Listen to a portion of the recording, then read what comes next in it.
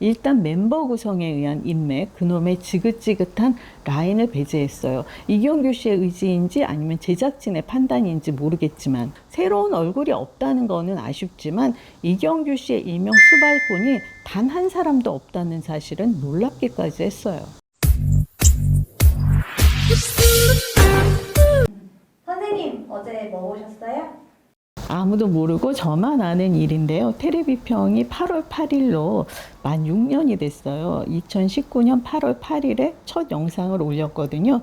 그런데 그날 구글이 메일을 보냈더라고요. 오늘이 생일이라고. 그때 제가 프라하에 있었는데 혼자 조용히 자축을 했습니다.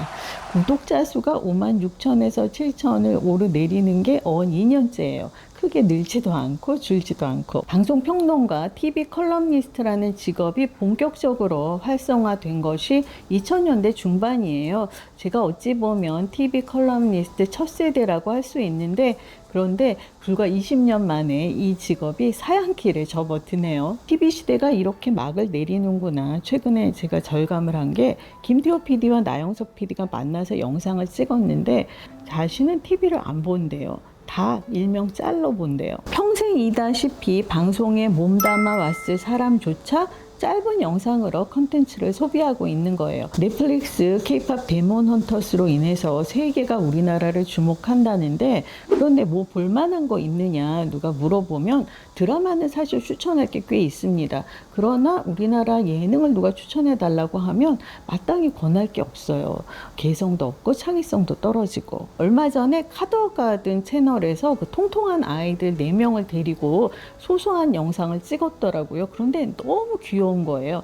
지상파에서는 왜 이런 걸 못 만들까요? 요즘 TV 예능, 관찰 카메라 형식의 가족 이야기, 뭐 맛집과 여행지 소개, 게임과 토크의 결합, 뭐 비슷한 형식이 넘쳐나죠. MBC의 경우에는 금요일 밤에는 나 혼자 산다, 또 토요일 밤에는 전지적 참견 시점, 똑같이 기지개 키면서 일어나는 장면이 나옵니다. 기가 막히죠. 대박, 귀여워, 맛있겠다, 그거밖에 모르는 스튜디오 패널들. 지난주 배우 박준면 씨 편에서는 귀여워를 대체 몇 번이나 하는지 제가 세다가 말았어요.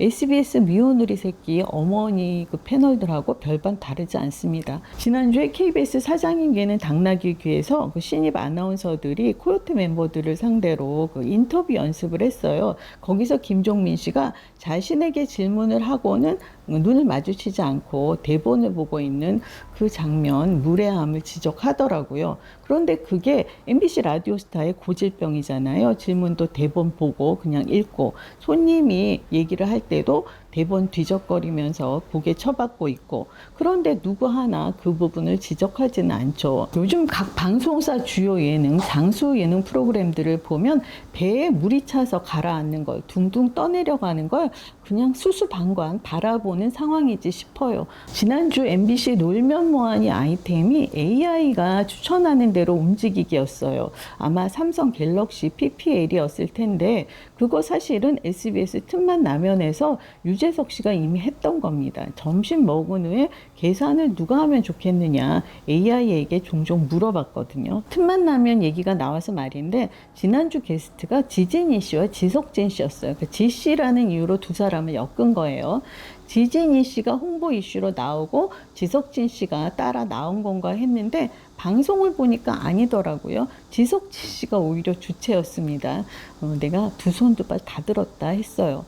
지석진 씨가 나오면 유재석 씨가 늘 나는 몰랐다를 강조해요. 대중이 맞듣지 않아 한다는 걸 이미 알고 있는 거예요. 우리 사회의 해악 중에 으뜸이 저는 인맥이라고 생각을 해요. 자기들끼리 끌어주고 밀어주고 봐주고, 제일 나쁜 게 잘못을 해도 얼렁뚱땅 덮어주고.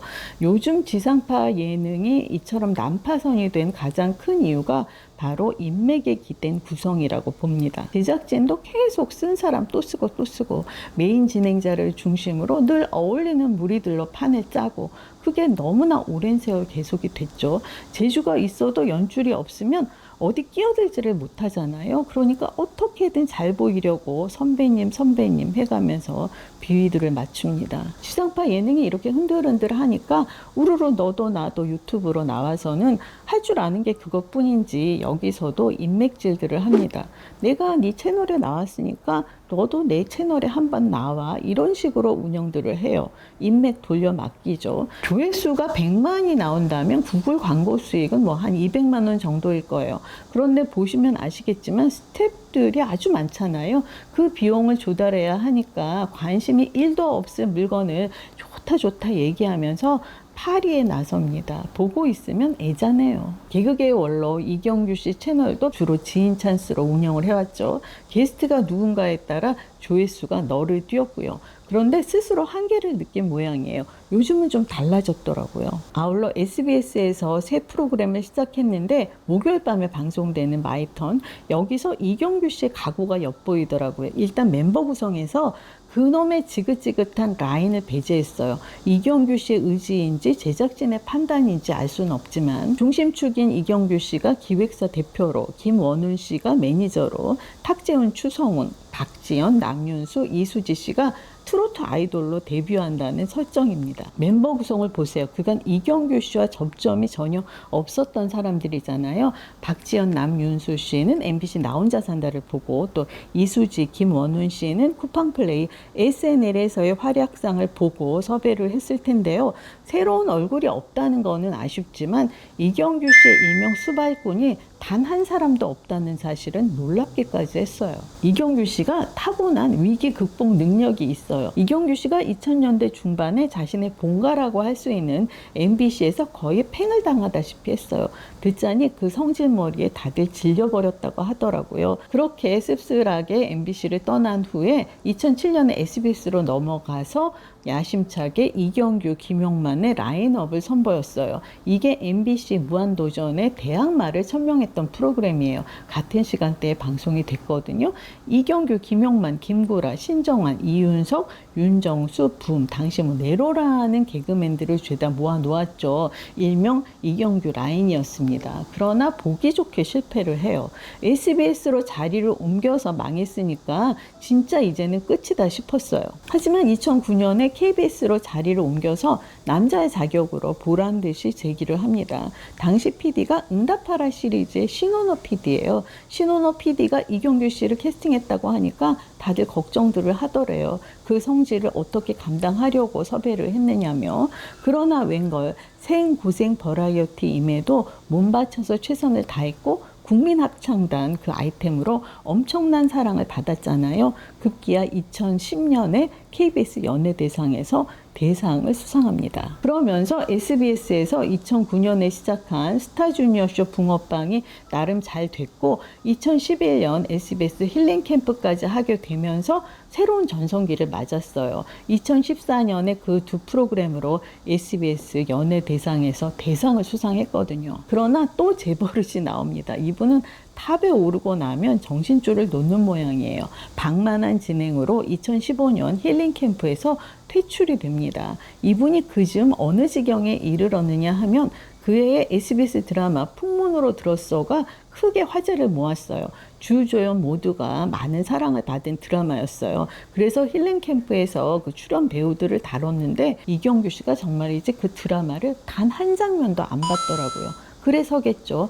유호정 씨의 남편 이재룡 씨와 이경규 씨가 따로 만나서 이야기를 나누는 방식으로 구성을 했더라고요. 그렇게 SBS를 떠나야 했던 이경규 씨, 이제는 진짜 끝인가 했는데 다음 해인 2016년에 JTBC 한 끼 줍쇼로 재기를 합니다. 자기가 키워낸 강호동 씨와 짝을 이뤄서 한 끼 줍쇼, 코로나19로 인해서 문을 닫은 2020년까지 164회가 방송이 됐어요. 바닥을 쳤다 싶으면 정신을 다잡고 납작 엎드려서 몸고생 버라이어티로 살아남곤 했던 이경규 씨. 마이턴이 재기의 발판이 될 수 있을까요? 마이턴이 시청자의 마음을 사로잡는다면 대상 탈환도 노려볼만 하지 않나요? 현재 3회까지 방송이 된 마이턴, 지금까지는 정체가 모호해요. 꽁트인가 드라마인가 대본인가 혹시 즉흥 연기 보면 볼수록 아리송하더라고요. 기본 배경은 멤버들의 트로트 아이돌 도전기지만 갑자기 탁재훈, 김용림 씨의 그 러브라인이 등장하는가 하면 이수지 씨가 1인 2역으로 나오기도 하거든요. 마이턴이 페이크 드라마 형식의 리얼리티 쇼라는 실험적인 장르이기 때문이에요.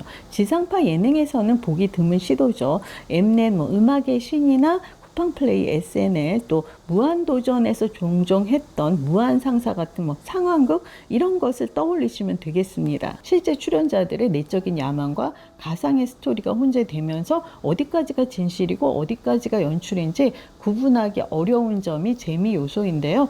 저마다 개성이 넘치는 멤버들이다 보니까 제작진조차 어디로 튈지 방향을 예측하기 어렵지 싶어요. 저는 박지현 씨와 남윤수 씨의 활약을 기대하고 있습니다. 이경규 씨가 저보다 한 살 아래예요. 동년배로서 아직은 미지수이기는 하나 이경규 씨의 새로운 도전에 응원의 박수를 보냅니다.